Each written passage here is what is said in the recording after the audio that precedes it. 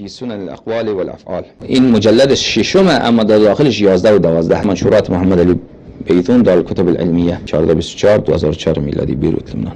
جزء الثاني عشر صفحه 282 35944. اکل جارود عند عمر بن الخطاب. جارود نزد عمر بن الخطاب غذا خورد. فلما فرغ قال یا جاریه هلمی الدستار یعنی المندیل یمسح یده.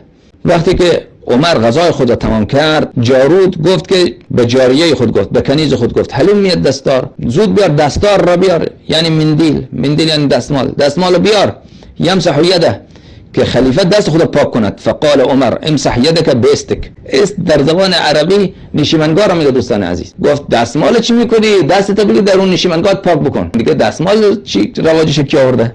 بدعت شرکه. این از کرامات عمر و پاکی عمر.